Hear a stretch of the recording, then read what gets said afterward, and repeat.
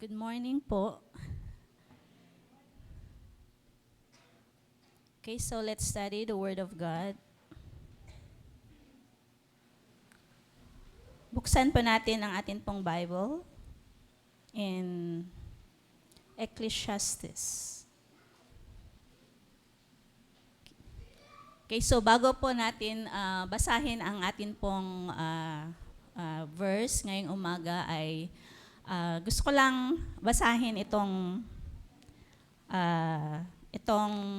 verse po natin sa Tagalog. Okay. So last Sunday ay pinag-aralan po natin ang libro po ng ano yung pinag-aralan natin nung Sunday na? Okay, so Ephesians. Okay, so nasa series pa rin po tayo ng libro po ng Ephesians. Okay, so last Sunday we talk about putting on the new man and new life. At in order for us to put on the new man or the new life, ay kailangan po nating tanggalin ang old clothes, and that is to change completely to new clothes, to become a new person, at magkaroon po tayo ng bagong mga pag-uugali. Yan. Okay, so in order for us to become a new man or new life, of course, kailangang nasa atin po ang Holy Spirit at ipamuhay po natin ang fruit of the Spirit. Okay, so ngayong umaga ay papag-aralan po natin ang ating mga oras. Sabihin mo nga sa iyong katabi, pag-aralan natin ang oras mo. Ayan. Okay, so Ecclesiastes chapter 3. Okay, basahin ko muna sa chapter 1. Okay, so ito pong Ecclesiastes ay sinulat po ni King Solomon, anak po ni David. Kaya sabi niya dito sa verse 1, chapter 1 muna, ito ang mga katuruan ng mga ngaral ang anak ni David na hari ng Israel. Napakawalang kabuluhan.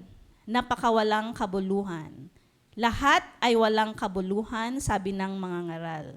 Nagpapakapagod ka ng husto sa pagtatrabaho sa mundong ito. Ngunit para saan ba ang mga pagpapagod na ito?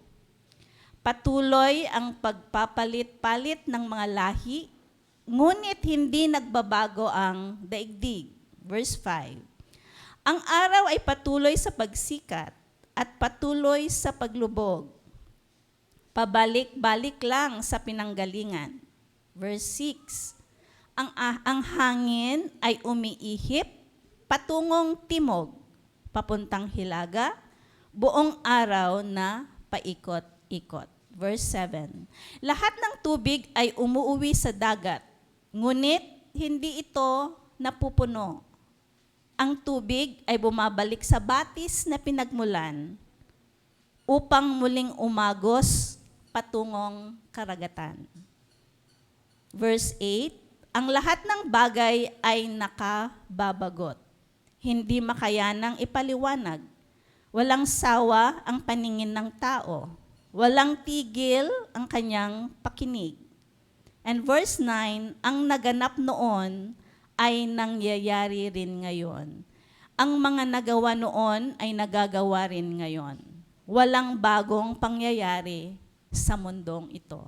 So ito po yung sinulat ni King Solomon doon po sa chapter 1. Ngayon pupunta po tayo doon po sa chapter 3.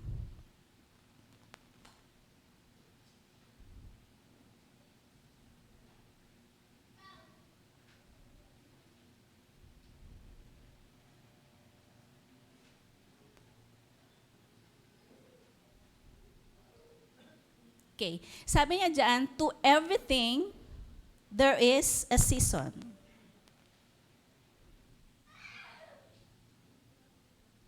Wait lang, hanapin ko lang yung chapter 3. Okay, basahin po natin sa English. So, to everything, there is a season. A time for every purpose under heaven. Verse 2, a time to be born and a time to die, a time to plant and a time to pluck what is planted, a time to kill and a time to heal, a time to break down and a time to build up. Verse 4, a time to weep and a time to laugh, a time to mourn and a time to dance, a time to cast away stones and a time to gather stones, a time to embrace and a time to refrain from embracing. Verse 6, a time to gain and a time to lose, a time to keep and a time to throw away, a time to tear and a time to sue, a time to keep silence and a time to speak, a time to love and a time to hate, a time of war and a time of peace. Verse 9, what profit has the worker from that in which he labors? I have seen the God-given task with which the sons of men are to be occupied. He has made everything beautiful in its time. Also, He has put eternity in their hearts, except that no one can find out the work that God does from beginning to end. Verse 12, I know that nothing is better for them than to rejoice and to do good in their lives.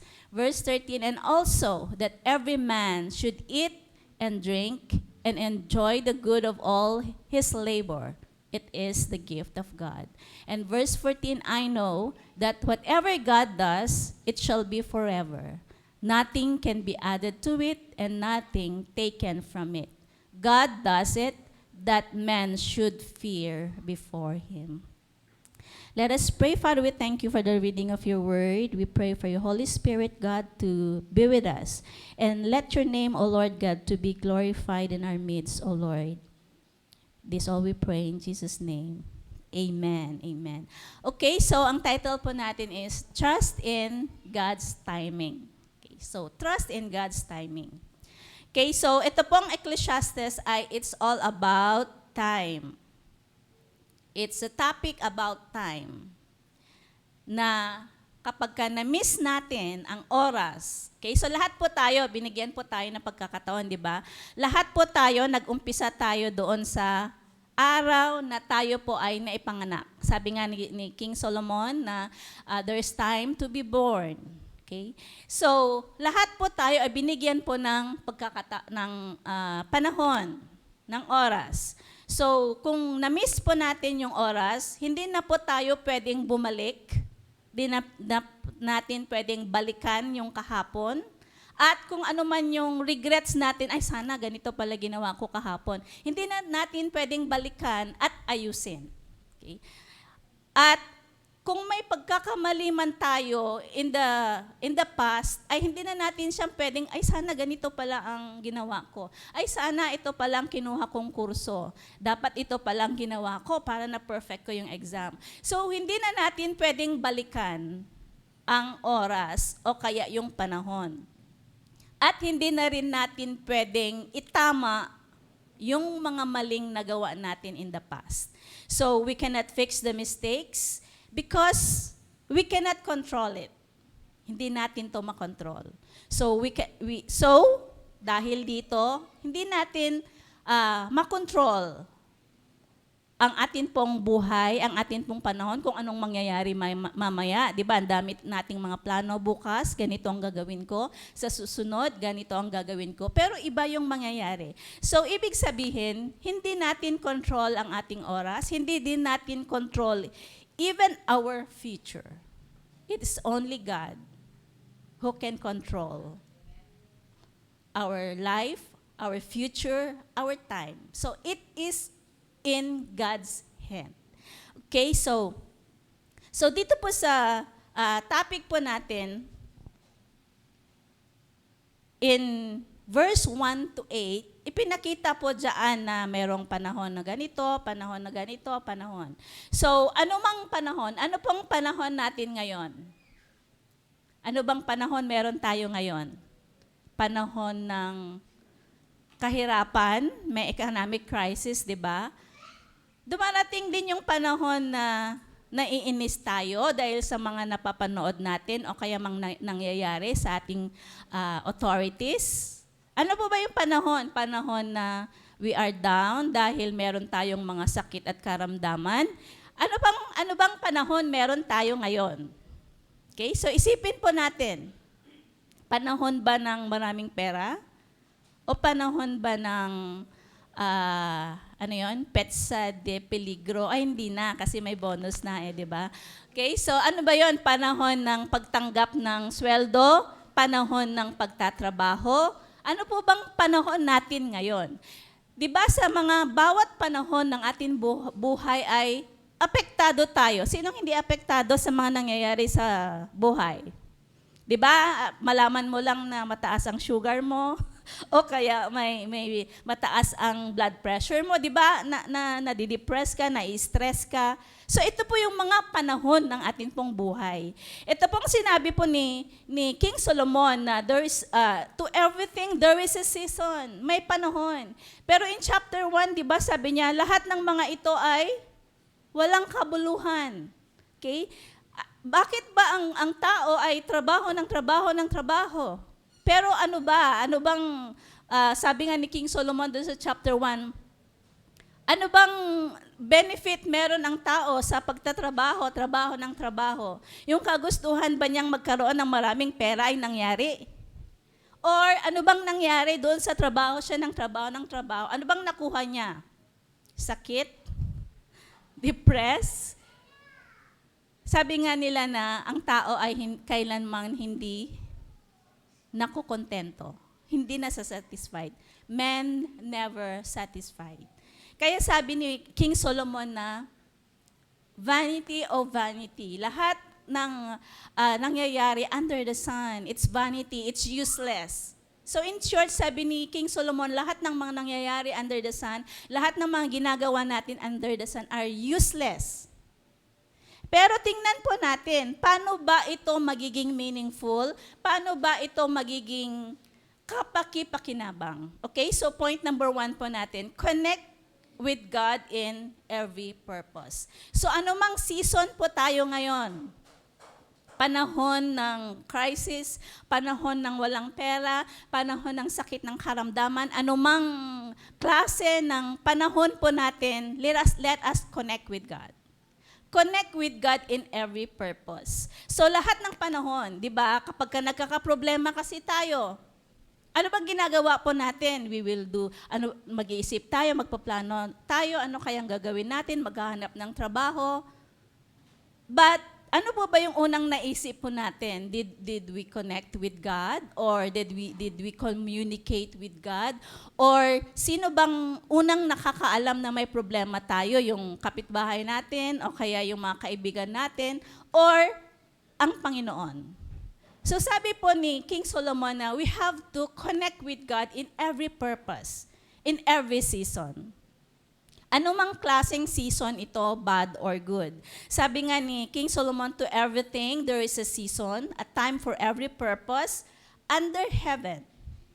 So whatever season we have right now, wag po tayong malungkot. Even though we are suffering, we have to connect with God. Ano man yung sitwasyon ng puso natin, yung emotion po natin, are we sad, disgust? Meron po tayong, ngayon ay puno tayo ng takot or galit tayo. Diba? Ano ba yung mga emotions na meron po tayo? So ano man pong klase ng emotion natin, wag po tayong malungkot and we have to connect with God. Connect with Him always. Connect with Him always. Whatever season we have to put in the hand of God.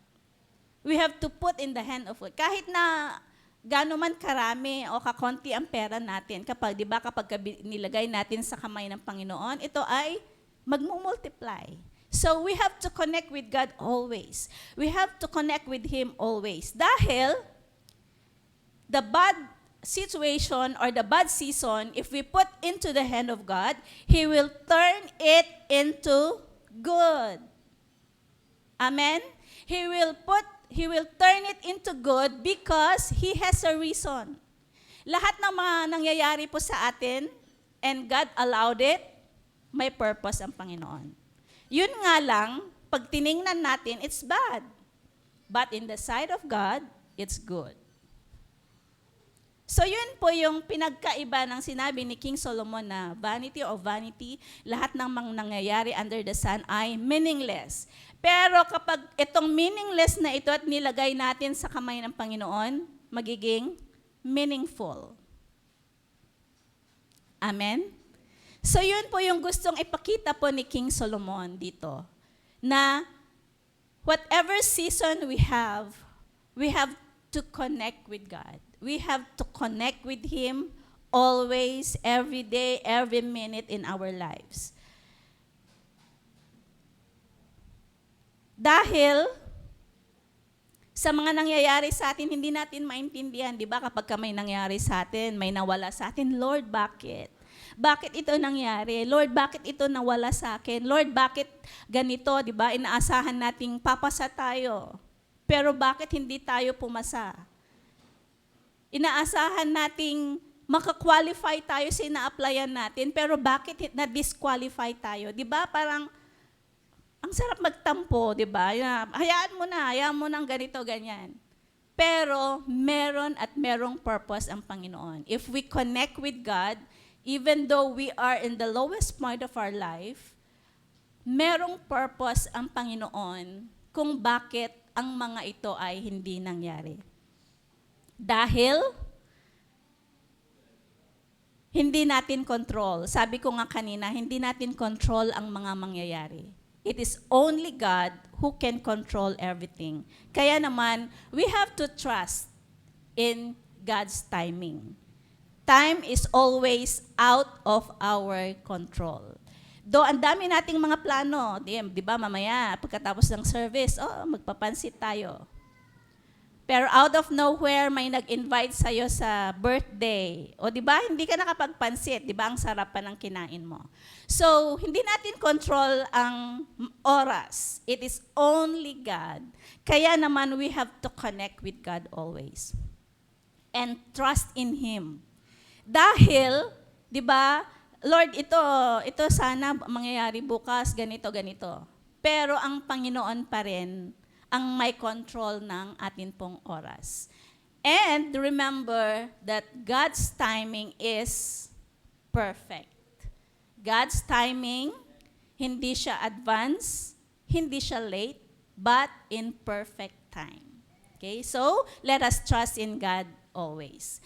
So, sabi ko nga kanina na ang daming mga gumagawa, gusto nila trabaho. They are saving for the future. Pero note today na hindi natin alam kung ano ang mangyayari ng atin pong future. Ang Panginoon lang ang may control po nito. Okay, so merong dalawang extreme kasi dito. Pag itong pinapag-aralan natin, ay ganun pala, ang Panginoon pala ang may control ng oras. So parang may isang tao na plano siya ng plano, trabaho ng trabaho, saving for the future, planning for the future. Pero doon sa plano niya, hindi naman nangyari, plano pa rin ng Panginoon ang nangyari. Merong isa naman yung hindi na siya nagtrabaho, yung parang I don't care, parang hindi na siya nag-isip, hindi na siya nagplano, hindi na siya gumawa. Ito naman yung isang extreme. Hindi naman ito dapat. Okay? So, just know today na maging natural lang tayo kung ano yung pinapagawa ng Panginoon. Just do it.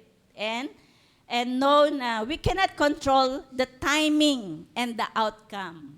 Yung resulta ng ginagawa natin, ang Panginoon pa rin ang may control nito. So the best thing na gawin po natin is to connect with God. Okay, so we have to connect with God. Doon po sa Psalm 31, verse 14 to 15, ito po ang sabi ni David, but as for me, ito po yung sabi po ni David, but as for me, I trust in you, O Lord. I say you are my God. And in verse 15, my times are in your hand. Deliver me from the hand of my enemies and from those who persecute me. So ito yung panahon na tumatakbo siya sa mga persecutor niya, yung gusto siyang patayin. Ito yung time na gusto siyang patayin ni Saul. Kaya naman, nag-give up na siya. Diba? Takbo siya ng takbo, tago siya ng tago, napagod siya. And so, kinumit na niya yung buhay niya sa Panginoon. Sabi niya, Lord, my times are in your hand. So, wala na akong magagawa, Panginoon. So, ito po yung prayer po ni David. At sana ito din po yung prayer po natin. And let us commit our time unto the Lord. But as for me, I trust in you, O Lord. Dahil sabi po ni David, my times are in your hand. Kaya naman, all we need to do is connect with God because He is the maker of our time. He is the maker. Alam din niya kung 'di ba? Alam niya kung 'di ba ang may mga doctor sa mga buntis, 'di ba? Oh, ito ang expected date mo. Hindi doon nagsasabi sila ng expected date pero hindi 'yon ang nasusunod, 'di ba? Merong advance, meron din yung late. So it is only God knows when. A time, sabi nga, a time to be born and a time to die. Alam din ng Panginoon kung kailan na matatapos ang buhay po natin. So, it is only God. Kaya naman, all we need to do is connect with Him. He is the maker of our time. He is the maker of the heavens and the earth. And He ordained times and seasons. He ordained times and seasons. Alam din niya, before pa man nagkaroon ng gyera, ang between Israel, US, and Iran, alam na niya kung kailan. So alam ng Panginoon kung anong mangyayari bukas. Maging sa atin pong mga buhay, mga personal na buhay, alam niya kung kailan tayo, kung ano yung mga mangyayari kung anong mangyayari sa buhay natin bukas, 'di ba? Maging sa atin na mga mag-aaral sa mga board exam, 'di ba? Ito yung expected date of release ng result ng exam. So alam na ng Panginoon na papasa ka. Alam na ng Panginoon din na hindi ka papasa. At papasa ka man at hindi ka papasa, may purpose ang Panginoon. Amen? Kaya naman, ang gustong mangyari ng Panginoon sa atin ay whatever season we have, nandun lagi yung joy, yung peace sa atin because we know that God is there. Because we know that God holds our future. So this is our God na pinaglilingkuran po natin. So meron yung tinatawag po natin na Kairos moment. Ito po yung panahon na it is a specific moment or hour na kailangang makita po natin na maging sensitive natin dahil diyan nagmo-move ang Panginoon. So, kaya naman, in order for this time na malaman natin, ay, God is working. Di ba, kinakanta natin that even though hindi natin nararamdaman, hindi natin nakikita, but we know that God is working. So this is the time na nagmo-move ang Panginoon. So ito po yung Kairos moment. Ilalagay naman ng Panginoon sa puso natin na He will give us peace, He will give us joy na kahit na may mga problema, we know that God is there. We know that God is present in our situation. So, we have to connect with God. So dito po sa verse 2 to 8 ng Ecclesiastes 3, ipinakita po dito yung mga panahon. Sabi niya dito sa verse 2, a time to be born and a time to die. A time to plant and a time to pluck what is planted. So ito po yung it is about our body. Ito po kasing season na ito ay it affects our lives. Apektado tayo sa oras, sa mga panahon. 'Di ba? Meron ang mood natin ay masaya. Ang ganda ng mood natin. Okay, so meron naman yung ang lungkot natin, meron naman yung hindi tayo makausap. Meron naman yung nagkukulong lang tayo sa kwarto, 'di ba? Okay, so ito yung sinasabi niya na there is time for everything. And this time ay Dito po sa verse 2 and 3, yung a time to be born, a time to die, it affects our body. A time to plant, a time to pluck what is planted, a time to kill, a time to heal, a time to break down, and a time to build up. At ito namang itong verse 4 ay it's all about our emotion. A time to weep. May oras ng pag-iyak. Meron ding oras ng pagtawa. A time to laugh. And may oras ng mourning. And a time to dance, di ba? Kapag may mga victories tayong natatanggap, may mga blessings tayong natatanggap, yay, we have to dance, we have to celebrate. And then in verse 5 to 8, it's all about our decision. Okay, ano po ba itong sinabi ni King Solomon? A time to cast away stones, and a time to gather stones, a time to embrace, and a time to refrain from embracing. A time to gain and a time to lose, a time to keep and a time to throw away, a time to tear and a time to sue, a time to keep silence and a time to speak, a time to love and a time to hate, a time of war and a time of peace. So, lahat ng panahon, anumang klase ng panahon, meron at merong purpose ang Panginoon. Kaya naman, we have to connect with Him always para malaman natin ano ba ang purpose ng Panginoon, bakit ang lahat ng mga ito ay nararanasan natin. Okay? So, we have to connect with God. Because if we connect with God sa lahat ng season, sa lahat ng purpose, nandun yung peace natin. Because His timing will be perfect for us. Because He sees everything. Nakikita niya lahat. God knows everything. Alam niya yung nangyari in the past. Alam niya yung nangyayari sa ngayon. At alam niya yung mangyayari in the future. God sees everything. Alam ng Panginoon lahat. Kaya if we connect with Him,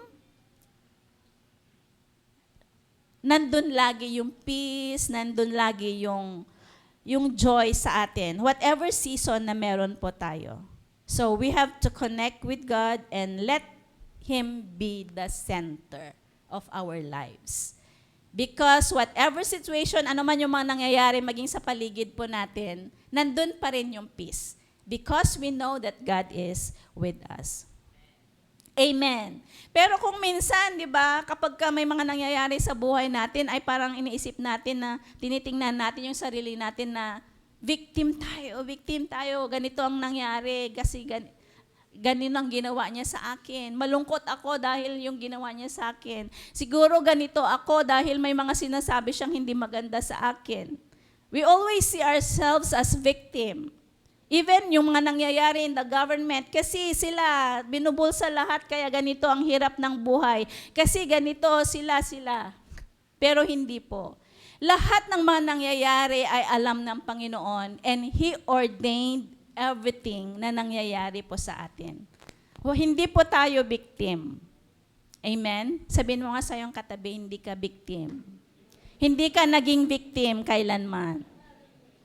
Dahil alam ng Panginoon ang nangyayari lahat sa buhay natin. And He has a purpose. He has a purpose sa lahat po ng nangyayari. Okay, so doon po sa Acts 17. Okay, so bakit sinasabi ko po ito na hindi po tayo victim? Doon po sa Acts 17:26. And He has made from one blood every nation of men to dwell on all the face of the earth, and has determined their pre-appointed times. God determined our pre-appointed times and the boundaries of their dwellings. Ano pong ibig sabihin nito? That God determined our pre-appointed times. So lahat na ng mga mangyayari sa atin, it is God who determined it. Like for example, before pa kami pumunta ng Hong Kong, alam na niya na pupunta kami ng Hong Kong. So He determined the pre-appointed times. So, ibig sabihin, lahat ng mga nangyayari sa atin, dinetermine na ito ng Panginoon. Amen? Amen. So, maging din po sa mga sa buhay po natin, sa pamilya natin, anuman ang mangyayari, sa mga mag-aasawa, sa mga papasa, sa mga magiging engineer, sa mga magiging licensed professionals, alam na niya ng Panginoon. So it is God who determined our pre-appointed times. Alam niya na sa araw na ito ay malalaman ang resulta at ikaw ay pumasa. Naiintindihan po natin that it is God who determined lahat pre-appointed times. Amen? So lahat ng mga nangyayari sa atin, okay, like for example, our desire is to study in CSU. Pero, gusto mong mag-aral sa CSU Carig dahil sa kurso na gusto mo, pero nung nag-take ka ng exam, hindi ka pumasa doon. So, sa ibang course ka pumunta, sa Andrews ka pala. So, it is God who determined that appointment na hindi ka sa Carig, doon ka pala sa Andrews. So, ito po yung sinasabi niya na God determined the pre-appointed times ng atin pong buhay. Amen? Okay, so we have to connect with God always. And then we go to point number 2. Trust and have hope in God. Trust and have hope in God. Doon po sa verse 9. Pwede po bang basahin po natin lahat? What profit has the worker from that in which he labors? Okay, gusto ko pong basahin doon po sa Tagalog.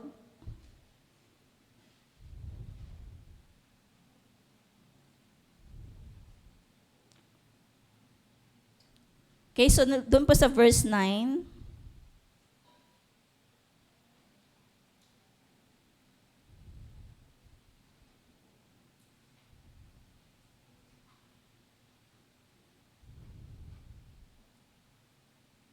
Ano ang mapapala ng tao sa kanyang pinagpaguran? Di ba kung minsan, everyday in our lives, ito na yung routine natin, trabaho, trabaho, trabaho. Hanggang mula umaga, anong oras ba tayo gumigising? Tapos, pagpatak ng 7 o'clock, ayan, magtatrabaho na tayo. And then, hanggang sa gabi, pagod na pagod tayo sa kakatrabaho. Ano sabi pa ni Solomon? Ano ang mapapala ng tao sa kanyang pinagpaguran? Verse 10, alam ko na ang itinakda ng Diyos sa tao. Iniangkop niya ang lahat ng bagay sa tamang kapanahunan. So lahat ng bagay ay may panahon. Ang tao'y binigyan niya ng pagnanasang alamin ang bukas. Ngunit hindi binigyan ng pagkaunawa sa ginawa ng Diyos mula sa pasimula hanggang sa wakas. What profit has the worker from that in which he labors? So parang sabi nga ni Solomon dun sa chapter 1, vanity or vanity, lahat ay meaningless.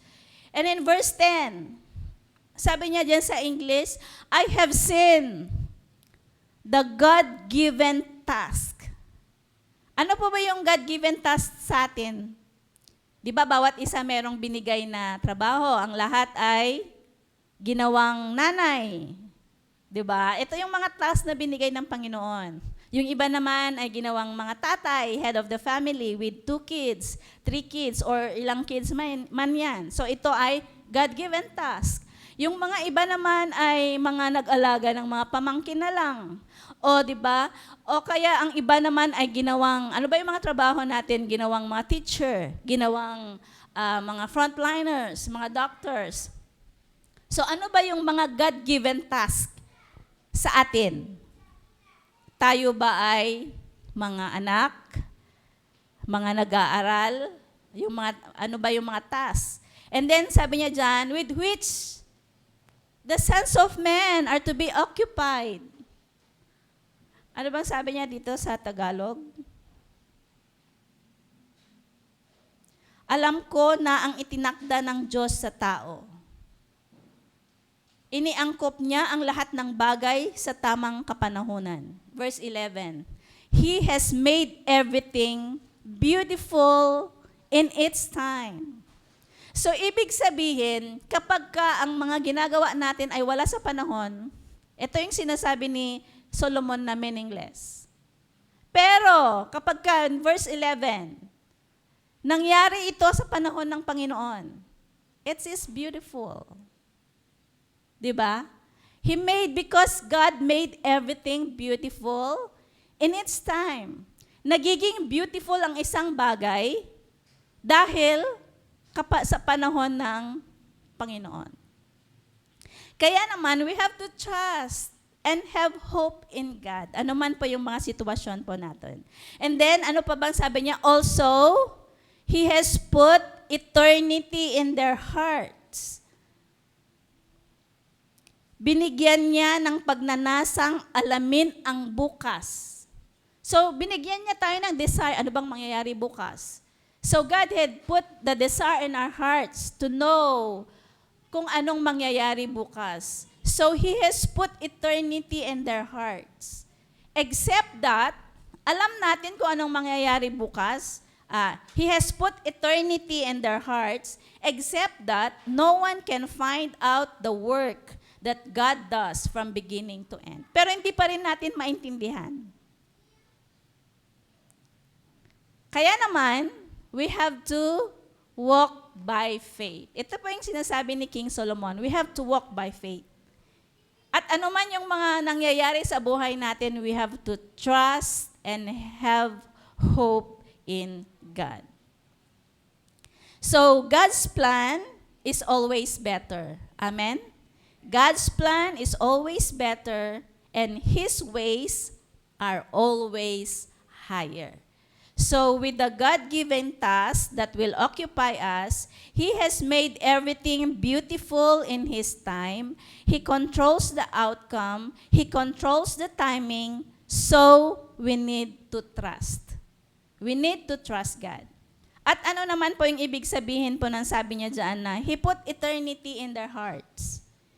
If there is no eternity, then everything is vanity. Kapag wala pong eternity sa puso po natin, then everything is vanity. Because there is eternity. We can connect with God, everything is beautiful, and everything is helpful. So, nagiging maganda po ang mga nangyayari sa atin if we are connected with God. Because He made everything beautiful in His time. Amen? He made beautiful everything in His time. So, we have to trust and hope in God. And then, ano pa pong sabi niya doon po sa verse 11? Also, He has put every eternity in their hearts, except that no one can find out the work that God does from beginning to end. So, we have to trust God dahil alam nating kasama natin ang Panginoon. Alam natin na anuman ang nangyayari, ang presensya po ng Panginoon ay nandoon. So, oras man ng morning, may nawala man sa atin, we have to trust God because God has a purpose. And we trust God that the presence of God is there. Amen? And if we connect with God, alam natin na every day is a gift from God. And then we go sa point number 3. Doon po sa verse 12, ito po ang sabi niya, I know that, doon po sa verse 12, I know that nothing is better for them than to rejoice and to do good in their lives. Verse 13, for I hear the slander of many, fear is on every side while they take counsel together against me. They scheme to take away my life. Ecclesiastes chapter 3. Doon po sa Ecclesiastes chapter 3, I know that nothing, doon sa verse 12, I know that nothing is better for them than to rejoice and do good in their lives. And also, that, ito yung sinasabi na ni King Solomon. That, basahin nga natin, verse 13.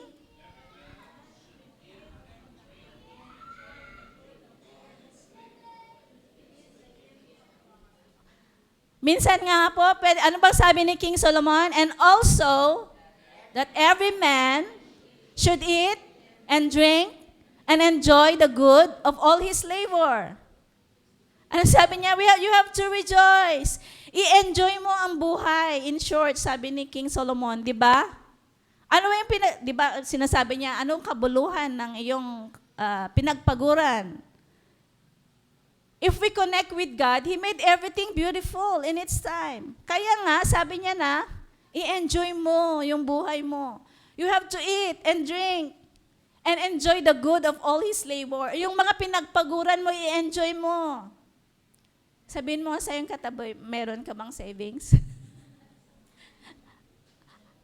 Nasaan yung mga pinagpaguran po natin? Nasa bangko? Nasa lupa? King Solomon says we have to rejoice. We have to eat and drink. May pera ka sa bangko, parang nagkikrave ka, parang gusto kong kumain ng beef steak. Pero nag-iipon ka para bukas. Diba? Para sa kinabukasan. Remember, hindi po natin hawak ang kinabukasan natin. Baging ang kinabukasan ng mga anak natin. It's all in God's hand. You have to eat and drink and enjoy the good of all His labor. Because it is the gift of God. Gift po ito ng Panginoon. Amen? Ang sinasabi po ng Panginoon ngayon, i-enjoy lang natin ang buhay. Huwag tayong malungkot, huwag tayong ma-stress sa mga napapanood natin. Problema na nila yon, problema na ng Panginoon yon. Pag nilagay natin ang Panginoon, tinan mo anong nangyayari sa Senado, bahala ka na. Huwag tayong may stress. Ano bang mai-add sa atin? Ano bang profit meron po tayo? May nangyari ba? Tumigil ba sila? Diba? Tayo ang lugi. So we have to put in the hand of God. Amen? Lahat ng mga nangyayari, Lord, ganito, may sakit ako, Lord. Rason ba ito para ma-depress tayo o kaya wag na tayong magtrabaho, wag na tayong kumain? We have to put in the hand of God. Bahala na siya. Total siya naman nakakaalam eh. There is a time to be born and time to die. Kung panahon na natin na bukas, then let it be. Kung minsan kasi parang ayaw pa natin, di ba? Pero kung gusto na ng Panginoon, wala na tayong magagawa. Di ba? Kung kukunin na niya tayo bukas o kaya mamaya o kaya sa isang araw, wala tayong magagawa because there is time for everything. It is God who ordained everything. Nasa ganitong oras, may papanganak tayo at sa ganitong oras ay kukunin na tayo ng Panginoon. Kaya sabi ni Solomon, enjoy life. Amen? Sabihin mo sa iyong katabi, enjoy life.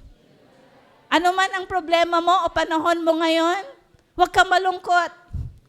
Because in suffering, in good or in bad times, we have to connect with God and put it all into His hands. Amen? Amen! Sabihin mo sa iyong katabi, huwag kang malungkot. Huwag kang ma-stress. Amen? King Solomon says, we have to eat and drink and enjoy the good of our labor. Kung you are craving for beef stick, then go eat. Kung you are craving to eat halo-halo, then go and eat. Amen? Enjoy life. Kaya ito sabi ni King Solomon, ano man yung ginagawa mo under the sun, it's all vanity, it's all meaningless. Pero kapag kanilagay mo sa kamay ng Panginoon, magiging meaningful ito. Amen? Tanungin mo nga yung katabi, anong bang panahon meron ka ngayon? Put it in the hand of God, and He will make it beautiful. Amen? Amen. Amen. Okay, so become whom God wants to be. God wants us to rejoice and enjoy life. Okay, so yun po yung sinabi po ni King Solomon na every man should eat and drink and enjoy the good of all his labor because it is the gift of God. Kung minsan kasi, di ba, tayo kapag nakatanggap tayo ng regalo, wow, ang ganda, tuwang-tuwa tayo. Tapos ay gamitin nasa kabinet. Di ba? Ganon din ako kung minsan. Parang ayaw kong gamitin sa sobrang ganda. Di ba? Lalong-lalo na if we are desiring for this thing, at may nagbigay sa atin, oh, parang ito yung gustong-gusto kong bilhin, pero hindi ko mabili dahil mahal. Tapos may nagregalo sa'yo. Dahil sa you value much this thing, tinago mo na. Parang ang sinasabi ng Panginoon is, gamitin mo because it's a gift. Amen? Gamitin natin kahit na mahal. Kahit na iisa lang ito at wala nang pagbibilhan. Diba? Paano tinago natin? Tapos bukas kinuha na tayo ng Panginoon, hindi natin na-enjoy. Diba? Oh, yun po yung sabi ni King Solomon. Now we have to rejoice. We have to eat and drink and enjoy the good of all His labor. It is the gift of God. Pero wag naman tayong extreme. Na gasto dito, gasto dyan, gasto diyon. We have to be wise naman. Diba? Huwag tayong extreme. Okay? So, we pray for wisdom and trust God and enjoy life. Become, ano sabi niya? Become whom God wants to be. Kung ano man yung gusto ng Panginoon na buhay natin, then, mabuhay po tayo. We as the children of God, gusto ng Panginoon na we enjoy life, magkaroon po tayo ng peace of mind, na kahit na may problema tayo, ang sarap pa rin ng tulog natin. Okay, nakakatulog pa rin po tayo ng 8 hours a day. 'Di ba? This is what God wants. Dahil kapag kumpleto ang tulog natin, kumpleto ang pagkain natin, we are healthy. At yun ang gusto po ng Panginoon. God wants us to enjoy ito pong buhay na ibinigay po niya sa atin. Okay? So yun po yung point number 3 po natin. So we have to trust in God's timing. Dahil ang timing po ng Panginoon ay perfect. God's timing is perfect.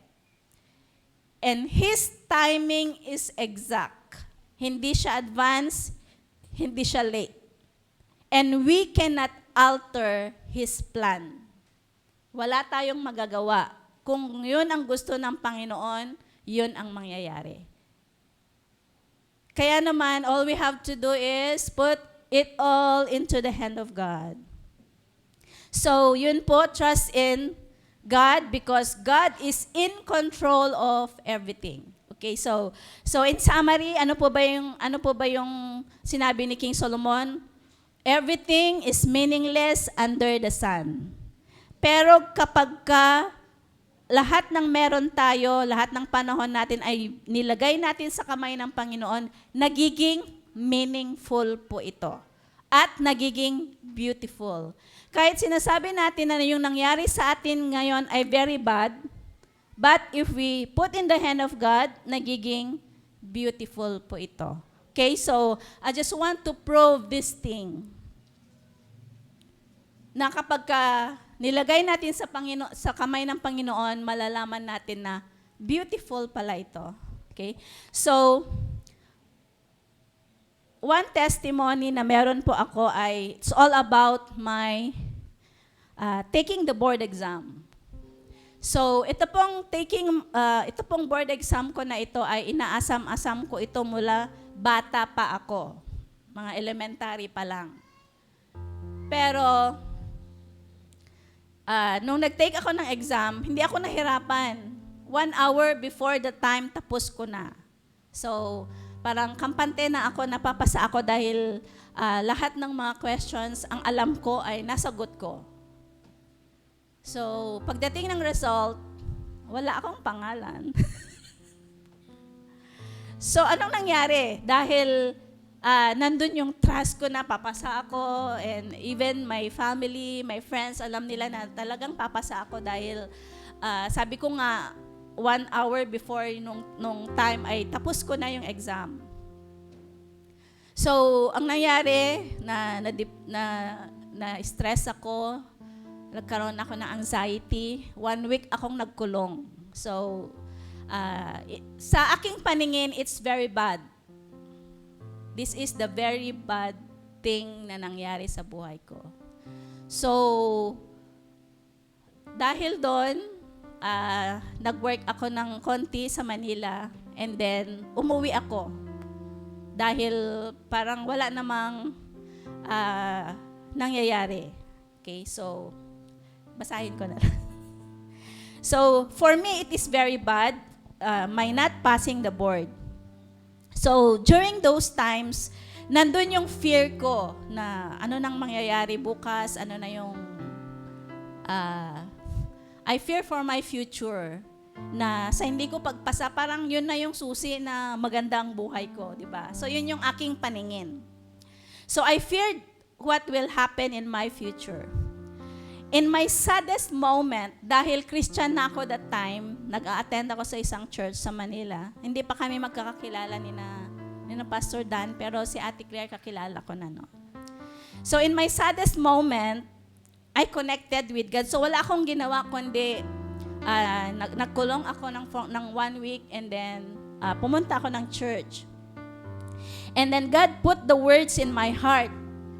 Doon sa eksakto na doon sa nung time na umattend ako, ang kinakanta nila ay, because He lives, I can face tomorrow. All fear is gone because I know He holds the future. And life is worth the living.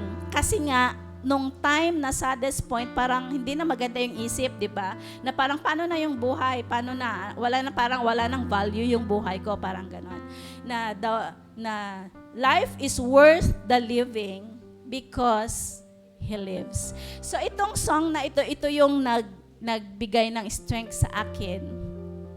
And then, dahil nga hindi ako pumasa, walang magandang work na makukuha sa Manila. So umuwi ako, and before ako umuwi ay meron akong prayer partner sa Manila, doon sa church na ina-attendan ko, na yun yung sinabi ko lahat kung ano yung nafe-feel ko.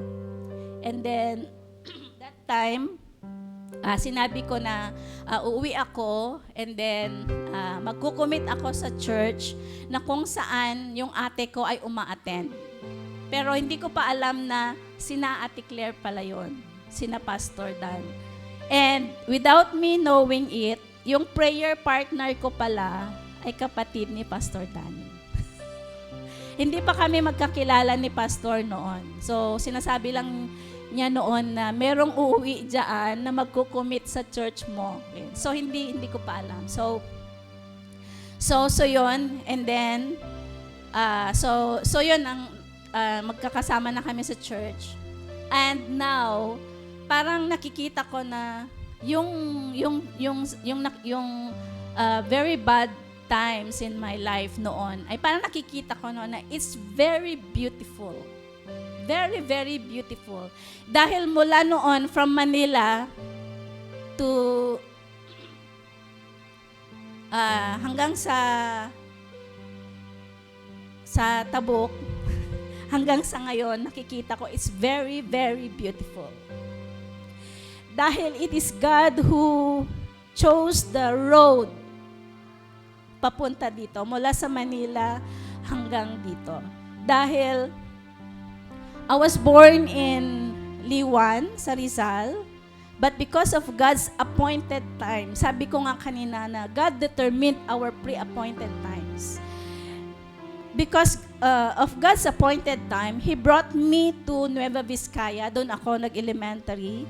And then, again, with His appointed time, He brought me to Tuguegarao. Dito ako nag-high school and college.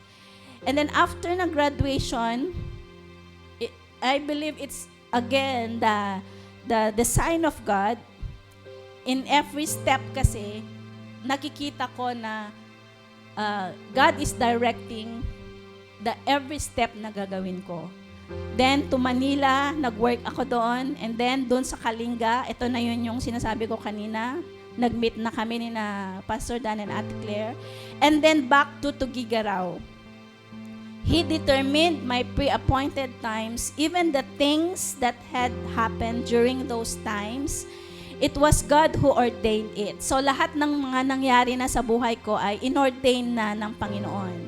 Even yung time na nag-work ako sa government, even yung time na nag-resign ako and I gave up my job, I believe that it is God who made it. It is God who designed it. And even the trainings, the nurturing until I became who I am now.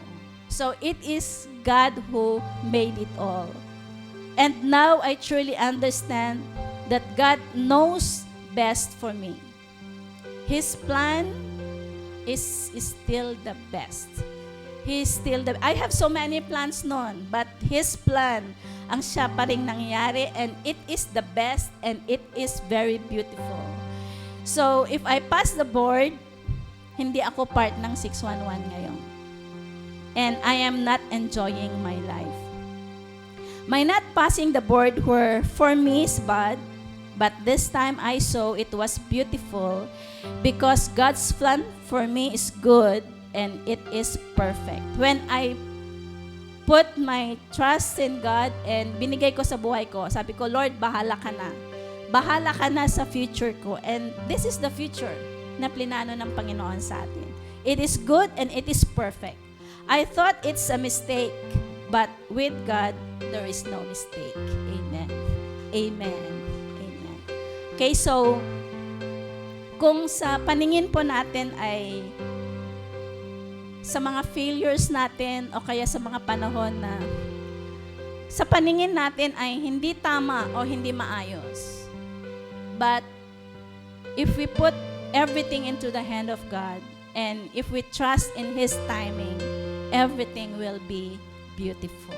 Amen. For He made everything beautiful in its time. Amen. Okay, so pwede po ba tayong tumayo and let us worship God.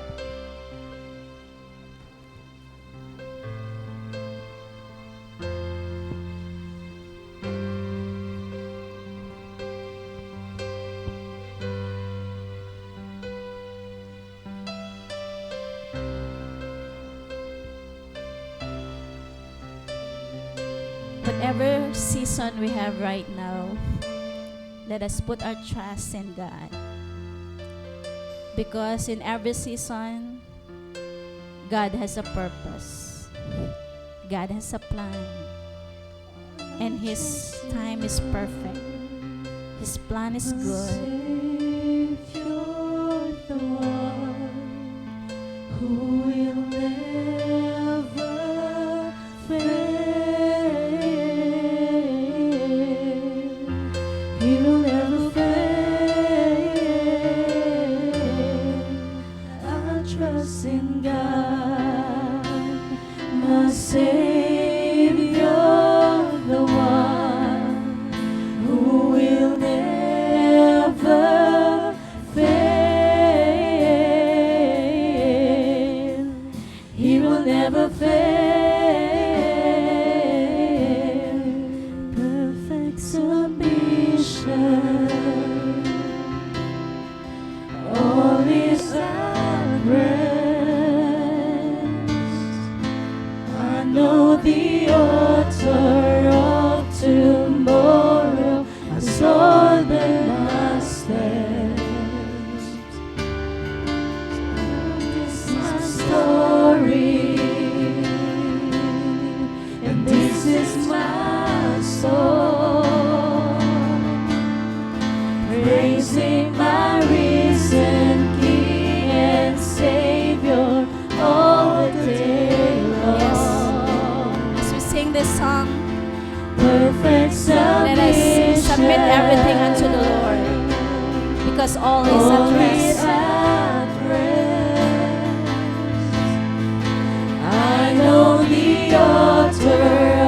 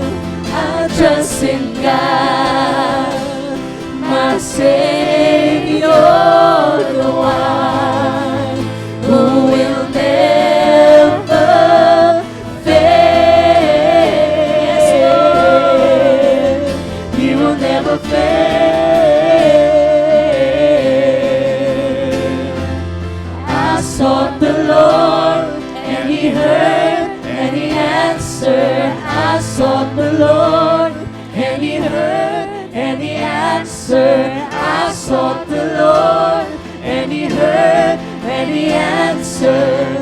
That's why I trust Him. That's why I trust Him. I sought the Lord, and He heard, and He answered. I sought the Lord, and He heard, and He answered. I sought the Lord, and He heard, and He answered. That's why I trust Him. That's why I trust Him. I sought the Lord, and He heard, and He answered. I sought the Lord, and He heard, and He answered. I sought the Lord, and He heard, and He answered. That's why I trust Him. That's why I trust in God, my Savior, the one who will never fail. He will never fail. I trust in God, my Savior, the one who will never fail. He will never fail. Let us trust in God. Brothers and sisters, anumang panahon meron tayo ngayon, we may experience failures, disappointments, hindi natin natanggap ang mga ipinalangin natin. Maybe sa isip natin ay, the Lord didn't love us.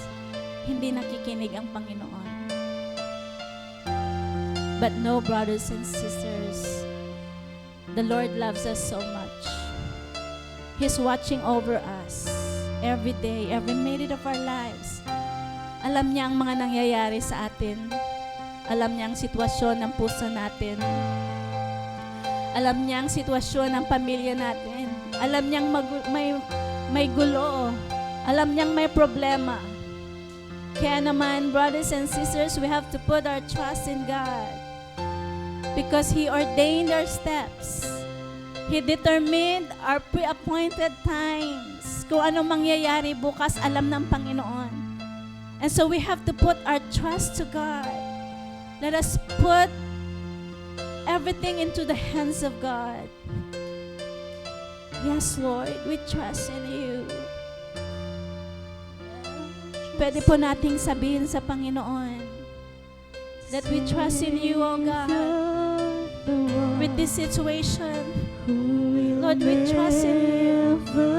Lord, we pray, may You increase our faith and put our trust in You, O God. With the situations, sa mga nangyayari sa amin, Panginoon. Maging sa ating mga pagod na katawan,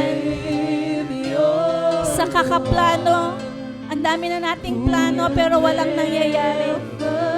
Yes, God knows it. Ang dami nating mga desire pero hindi natin ito natatanggap.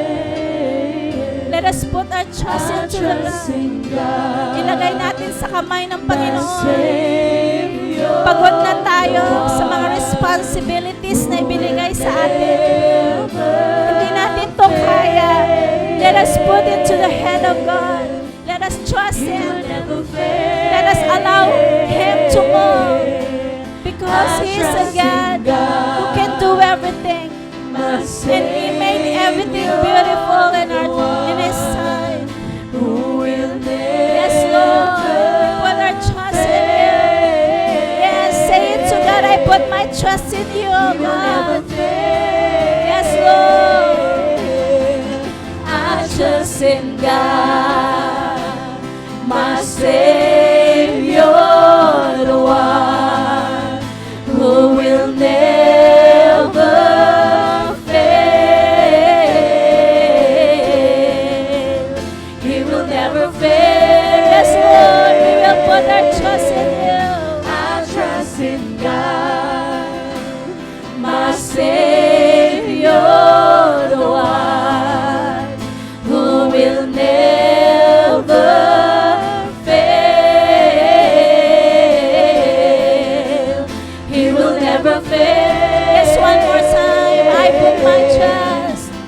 trust in God, my Savior, the one who will never fail.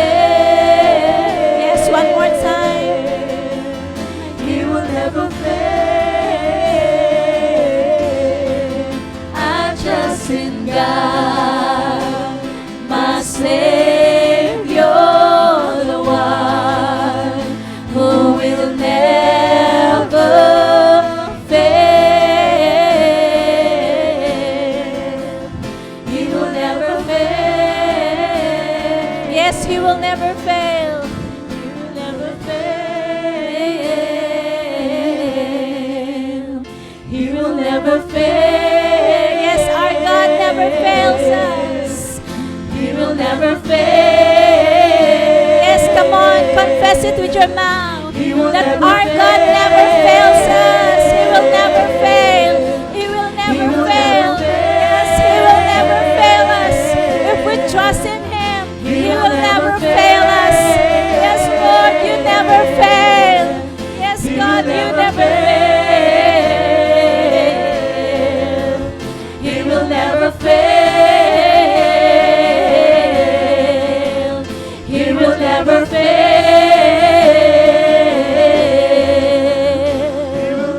Yes, Lord, we thank you so much because we have a God who never fails us.